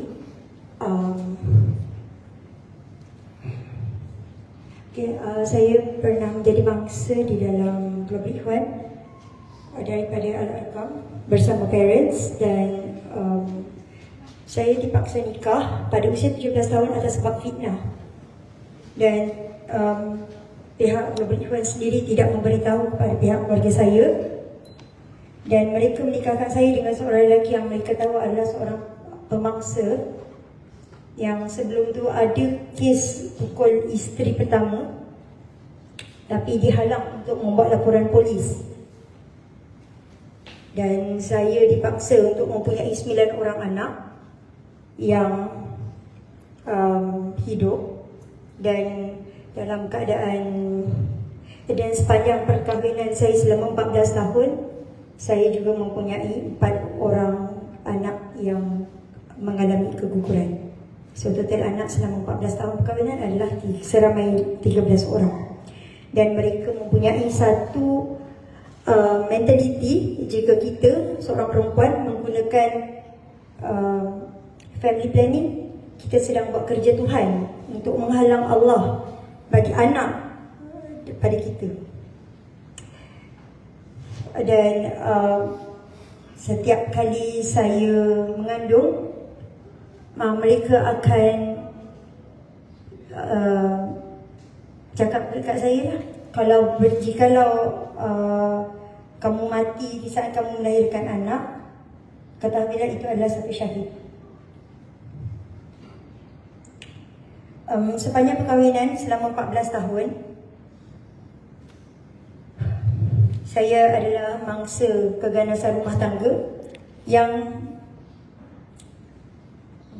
di dalam pengetahuan pihak atasan, yakni Umujah, Uminur serta Abu Ya sendiri, tapi mereka tidak pernah ambil peduli. Bukan hanya saya, 9 orang anak saya juga turut menjadi mangsa keganasan rumah tangga. Dan yang paling kecil usianya pada usia 5 bulan sudah dihentak ke dinding. Report polis yang pernah saya buat sepanjang perkahwinan diugut untuk ditarik balik ataupun diugut untuk tidak memberi kerjasama kepada pihak polis supaya kes tidak diteruskan. Kerana ayah mertua saya, yakni Abdul Qudus bin Salman Baris, adalah salah seorang orang kuat dalam jemaah tersebut. Dan anak-anak saya turut dipaksa oleh pihak ayah mertua pada waktu itu untuk bersekolah di asrama mereka dan turut menjadi mangsa pukul di dalam asrama tersebut. Dan setiap kali mereka mengalami sakit ataupun demam, keadaan mereka tidak sama sekali diambil tahu. Mereka diabaikan sepanjang mereka duduk di dalam asrama tersebut. Sekian itu saja. Okay, we have last one daripada Peguam Haziq. Baik, Assalamualaikum kepada rakan media semua. Kita percaya kita dah mendengarkan hampir keseluruhan sedikit sebanyak apa yang telah diluahkan oleh mangsa-mangsa ni. Cuma apa yang saya nak tekankan dekat sini adalah kepada mangsa-mangsa yang masih belum ataupun yang masih rasa takut, ketahuilah anda tidak terikat dengan doktrin agama yang kita masih tidak tahu kesahihannya. Tidak perlu takut kepada konsep derhaka, dosa, apa sahaja bentuk-bentuk tunggangan agama yang diguna pakai. Jangan takut. Dan kita kena tahu bahawa selagi mana benda ni tidak dibendung, selagi mana kejahatan ni berleluasa, benda ni kita tak boleh nak bantu. Barisan-barisan peguamnya ada, barisan-barisan rakan-rakan yang lain, pihak berkuasa sekalipun tak boleh nak bantu sekiranya anda tidak tampil. Jadi kena ingat, kejahatan tu berleluasa bukan sebab banyaknya benda yang jahat ataupun banyaknya orang yang jahat, tetapi orang baik yang berdiam dan tidak berbuat apa-apa. Itu sahaja. Terima kasih. Alhamdulillah. Yang mana? Oh, yang masih. Seperti rakan-rakan peguam ada sebutkan tadi, jika ada mangsa hendaklah tampil ke hadapan untuk kita bantu barisan peguam. Tetapi kami di barisan peguam syariah juga ingin membantu pada mangsa-mangsa GISPH ini. Antara yang kita boleh bantu adalah untuk mendapat hak penjagaan anak, di mana ada mangsa-mangsa yang seperti kita dengar tadi tidak dapat berjumpa anak selama 2-3 tahun. Jadi kita boleh bawa perkara ini di mahkamah syariah. Yang kedua, saya melihat ada juga mangsa-mangsa penganiayaan di mana tidak rela untuk berkahwin dan juga mangsa keganasan rumah tangga. Jadi kepada mangsa-mangsa, datang kepada kami, insya-Allah kami boleh bantu. Yang ketiga, apa yang kami boleh bantu adalah mengenai pengesah tarafan perkahwinan. Kita tengok ada yang berkahwin di luar negara, ada yang berkahwin secara paksa, ada yang juga berkahwin tetapi tidak berdaftar. Jadi perlunya untuk hadir ke mahkamah syariah dan dibantu oleh barisan peguam syariah untuk buat satu pengesahan perkahwinan tersebut. Yang kedua, sekiranya tidak ada satu pengesahan perkahwinan, ia akan menimbulkan satu, sekiranya mempunyai anak tersebut, kita tidak tahu status anak tersebut, sama ada anak itu anak yang sah taraf ataupun tidak. Dan seterusnya, sekiranya ada mangsa-mangsa JSBH ini ingin mendapat pengesahan oleh Mahkamah Syariah bahawa anak itu anak yang sah taraf, jadi kita perlukan bantuan daripada mangsa-mangsa juga untuk hadir supaya kita boleh bantu bawa kes ni ke Mahkamah Syariah untuk mendapatkan pengesahan di mahkamah. Itu sahaja. Terima kasih. Okay, terima kasih. Before we move to the Q&A session, I think it's good for us to hear from Peguam Izan. Peguam Izan adalah antara peguam yang memperjuangkan hak ini daripada awal dan sanggup turun naik membela mangsa. Saya rasa kita patut mendengar daripada Peguam Izan sebelum kita menutup. Assalamualaikum warahmatullahi wabarakatuh. Saya Izan Azlan. Tak banyak untuk saya katakan kerana mangsa lebih mendalami apa yang dialami. Saya cuma hadir dalam hidup Encik Adam untuk ketengahkan cerita beliau, untuk dapatkan hak beliau dari sudut undang-undang buruh, hak kekeluargaan. Dan sekarang ini Adam juga bertarung dengan permohonan fasah yang telah difalkan atas dasar paksa oleh pihak JSBH terhadap beliau. Dan beliau juga baru-baru ini mungkin disebabkan video yang tular berkenaan dengan anak beliau, isterinya telah bersetuju untuk memberikan hak jagaan kepada beliau. Dan semua perkara yang saya lakukan untuk Encik Adam adalah saya membantu beliau untuk mengkedepankan kisahnya agar dapat didengar, dan untuk memberi maklumat kepada orang di luar sana, mangsa-mangsa di luar sana, tampil, sila ke hadapan, kita cuba bantu dapatkan hak anda, pastikan tidak adanya berlaku perkara ini pada masa akan datang. Itu sahaja daripada saya. Saya doakan semoga mangsa-mangsa terus kuat dan kita perlukan sokongan anda semua. Itu sahaja. Assalamualaikum warahmatullahi wabarakatuh. Okay, thank you so much. So saya buka kepada ruang para pihak media untuk bertanyakan soalan. Yes. Saya Aida daripada Utusan. Saya nak tanya, sebelum ni ada PC yang sudah berlaku, yang sudah dilangsungkan, dan memberitahu ahli-ahli JIS ini dah taubat dalam tempoh yang agak lama, sudah lama. Jadi boleh confirmkan benda itu atau dan mereka tidak mengamalkan lagi ajaran Al-Hakam dan sebagainya. Boleh confirmkan tak benda itu daripada bekas-bekas ni? Sebab diorang dah lama ke masih lagi ke macam mana? Ustaz Syabuddin. Ustaz Syabuddin. Assalamualaikum.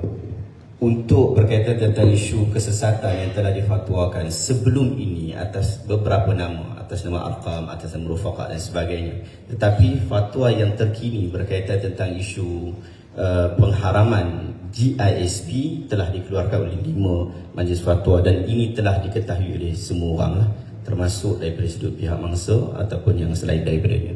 Dan kita yakin selepas ini akan berlaku MKI minggu depan.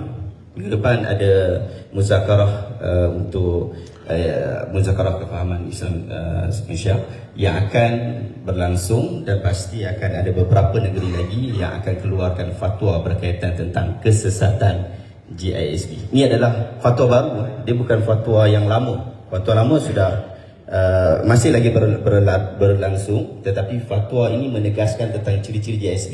Jadi kata taubat itu bahkan dalam fatwa negeri Perlis, fatwa negeri Selangor, fatwa negeri Melaka, fatwa negeri Pahang, bahkan beberapa hari lepas fatwa negeri Sabah menyebutkan perkara yang sama. Mereka masih mengamalkan aurat Muhammadiyah itu, masih berpegang tentang kesesatan Asy'ari Muhammad, mempunyai dia orang tak mati, dia tak mati, dia cuma gaib, akan bangkit semula. Ini kepercayaan yang masih ada.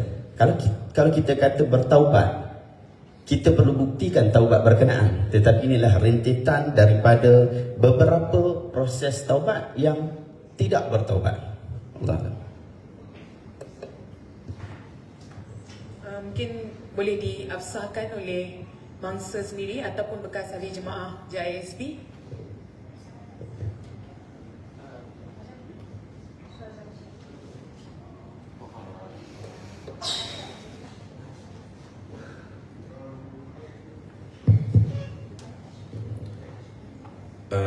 apa yang diperkatakan tu adalah benar sebenarnya, di mana semasa saya dikuarantinkan kami wajib membaca aurat Muhammadiyah itu sendirilah selepas subuh sebanyak 2 kali, satu round, satu habis satu aurat Muhammadiyah, kemudian satu lagi kita baca, di mana kami juga diarahkan untuk solat jamak, kemudian menyuruh nama pemimpin. Sekian. Pada last kejadian, kenapa saya boleh mengatakan masih mengamalkan, saya ambil adik saya yang di Gong Kulim pada hujung tahun 2022. Dia menyatakan dia masih kena hafal dan mengamalkan aurat Muhammadiyah tu sendiri. Dulu kita, zaman era saya, mengamalkan 5 kali sehari selepas solat. And then era sekarang kena at least amalkan sehari sekali. Itu minimum at least sehari sekali lah wajib diamalkan membaca aurat Muhammadiyah. Dan jika kata telah bertaubat pada 2013, kami mengamalkan pencak Sunda, aurat Muhammadiyah. Ketika tu saya masih berada lagi selepas 2013. Saya telah lari pada 2015. Masih mengamalkan lagi. Dan era part saya lari, ketika tu saya menghadiri seks suci Islam, mengamalkan pencak, menarik duit daripada Kaabah. That's why itu saya, antara poin yang saya kata, oh ni tak betul. Pada selepas 2013 dan hujung tahun 2013, walaupun dah dikatakan taubat yang kita tahu taubat, tapi tak difatwakan sesat. Kita tak tahu. Ada soalan-soalan lain lagi?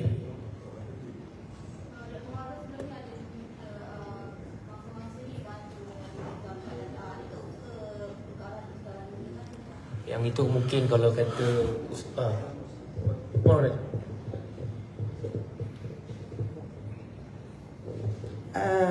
Okey, apabila mulanya kes-kes ini didedahkan kepada publik, bermula daripada saudara Caprice, Dato' Mazhar dan sebagainya, saya adalah antara orang yang dihubungi oleh wakil-wakil bekas-bekas GISB yang meminta agar saya bantu adik-adik dan juga saudara-saudara yang telah keluar dari PSB yang pada masa itu tidak ada tempat tinggal, tidak ada wang sara dan tidak ada pun duit untuk makan. Okay? So this is where saya involved dan saya telah bekerja bersama dengan beberapa pusat zakat,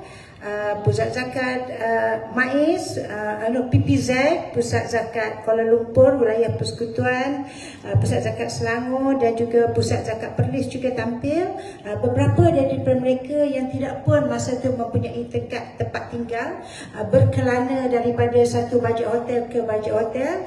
Contohnya saudara Razali, saudara Adam sendiri telah pun diberikan pertolongan, memiliki rumah sewa yang tetap, dibayar deposit untuk rumah sewa, bantuan bulanan dan juga bantuan sara hidup sehingga mereka dapat memulakan hidup sendiri. Jadi di sini saya mengesahkan adanya bantuan daripada pihak kerajaan, terutamanya dari pihak majlis-majlis agama, dan kita juga sedang berusaha menunggu bantuan-bantuan lain datang mengikut kumpulan-kumpulan dan nama-nama yang kita submitkan. Kesemua mereka yang kita usahakan untuk mendapat bantuan adalah mereka-mereka yang telah kita pastikan telah meninggalkan aurat Muhammadiyah dan insaf sepenuhnya, dan mereka-mereka inilah adalah mereka-mereka yang membantu memberi keterangan dan menjadi saksi kepada pihak-pihak kerajaan. So kita merasakan adalah wajar apabila mereka-mereka ini mengorbankan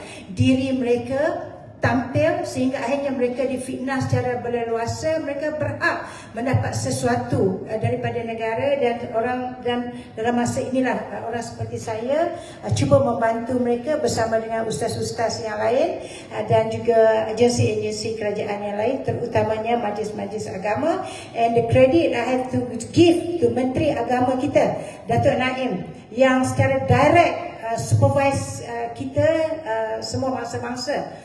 Alhamdulillah. Is there any questions? Yeah. Pertama saya nak mengucapkan terima kasih kepada mangsa-mangsa atau survivor JISB ini kerana berani kongsi cerita-cerita bersama kami yang sangat mengharukan. Jadi saya harapkan anda semua dapat penyelesaian. Daripada kenyataan saudari tadi mangsa, nampaknya pihak JISB yakin yang mereka tak ada bukti nak bawa kepada laporan-laporan macam ini.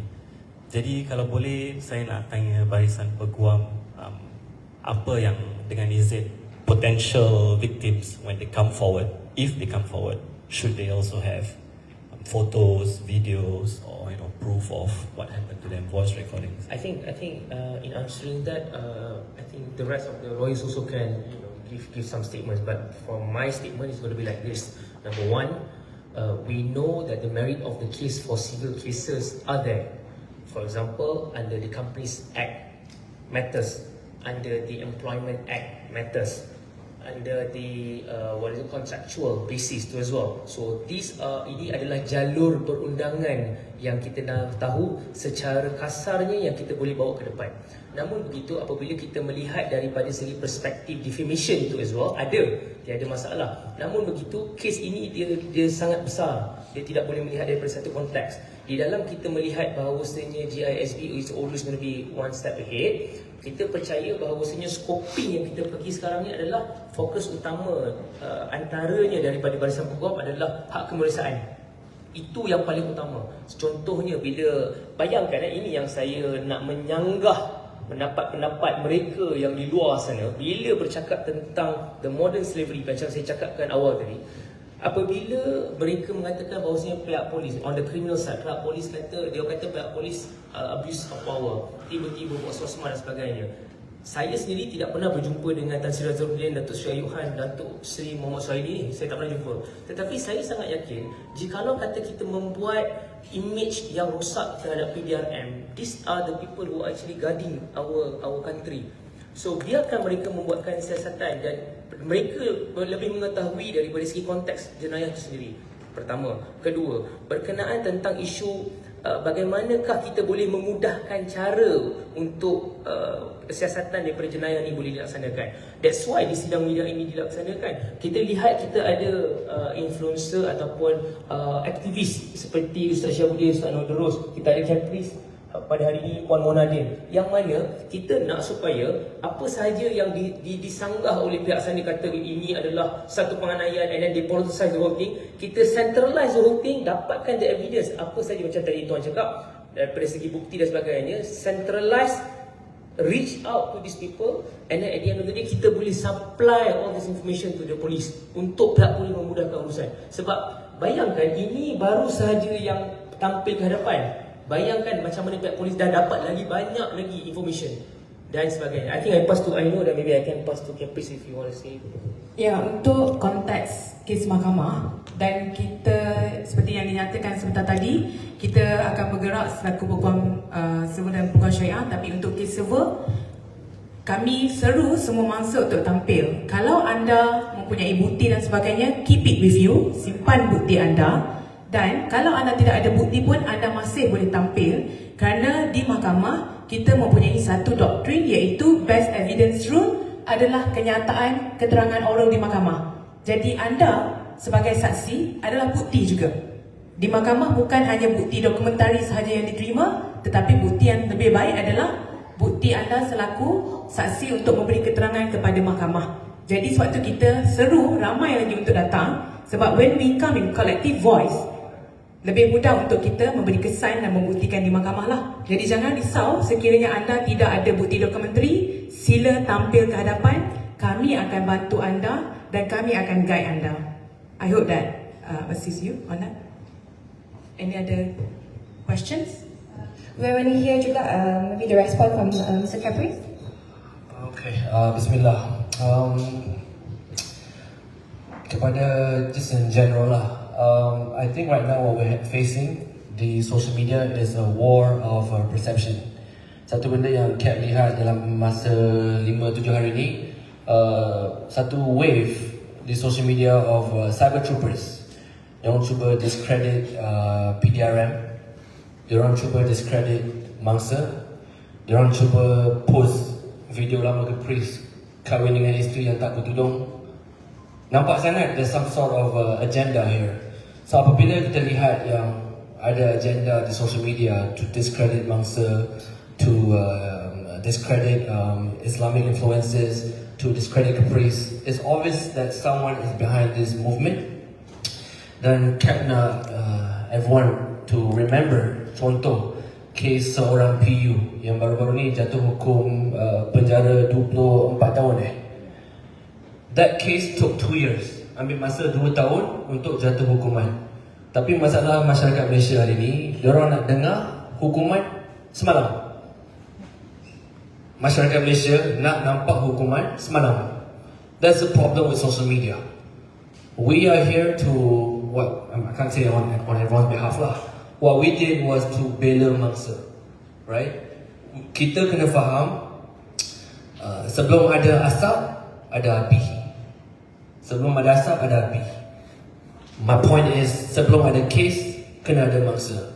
And in my own personal experience bersama mangsa-mangsa GISB ni, we ourselves meet the mangsa. Kita terima video-video yang macam-macam dan kita expose benda tersebut. Jelas. Tapi Cap berharap pihak Malaysia, masyarakat Malaysia kena sabarlah, walaupun benda ni tengah panas di social media, benda ni akan ambil masa. I think wherever with lawyers, right? Normally a case like sexual harassment or whatever, liwat ke apa, takes 2 years, 3 years, 2, 3, 4 years maybe, right? So I hope apa-apa yang tengah berlaku sekarang, jangan kita terlalu terpedaya dengan campaign social media untuk discredit bangsa. Obviously someone is behind this campaign, dan Cap berharap siapa-siapa yang belakang campaign ni fikir 10 kali lah sebelum nak teruskan. Sebab apa yang berlaku hari ni adalah masyarakat start to question PDRM, the good work of PDRM. Masyarakat start to question the government of the day, dan masyarakat start to question Islam dekat Malaysia. Which is funny.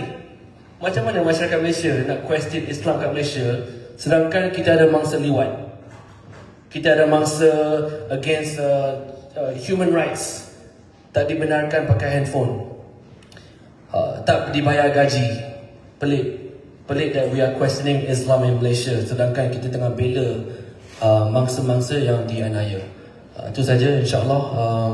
That's all from me. Any other questions? And hopefully we can entertain. Thank you. Thank you so much. Any other question? Ada soalan lagi? Yes. You all will go to court to file any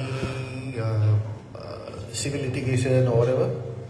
Your question is, we already go to court? No, we all be going to court. We will be going to court. Hence why today we already have the victims with us, but we are pleading more victims to come forward. So how many victims you all have now? So far we have now 10. around 10. So technically 10 that come forward, but among the 10, they have their siblings, they have their parents, meaning the victims are consequential to that. 10 is the principal number. I just want to add up on that question too as well. Number one, as I mentioned before, number one, we are building up cases regarding about the contractual basis on the employment matters, and of course when it comes to the infringement of the humanitarian perspective, right? And of course the Barisan Peguam, the lineup of the lawyers right now, I think approximately we have 24 legal firms that willingly to come forward. Especially we would like to raise the bar, especially on the infringement of the fundamental rights, especially on the constitutional. Is there any question else? I just want to address on one matter. I think we missed that matter, and which is a very important matter. Okay, what if someone asks that the victims already went to the police, they already lodged a police report, so what is the need of civil action, civil litigation? Okay, here comes the importance of civil litigation. Because in police, when you lodge a police report, the deputy public prosecutor or the prosecutor will bring forth the case in court as criminal action. Here comes the issues where, of course, the victim is somewhat dipertahankan and whatnot lah. Tapi in civil litigation, we will be praying or prayers kita, ataupun permohonan kita kepada mahkamah will be among others the damages. Sebab ada perkara-perkara yang mungkin tak boleh dituntut di mahkamah jenayah. Contohnya, the trauma, kan, the expenses apa yang telah dibelanjakan oleh victims. Jadi semua ni kita boleh tuntut di mahkamah civil. And why would we plead the victims untuk come forward untuk civil litigation pula? Because this GISBH punya institution have already done so much against them. Banyak kerosakan, kebobrokan yang telah dibuat. So we as victim shouldn't stop there. Kita pun kena mengambil kesemua tindakan yang boleh diambil. Be it criminal, and atas kapasiti kami selaku peguam, civil action lah. Advise accordingly on that. So I just want to address that matter lah. Yeah. Any other question? Ada ya.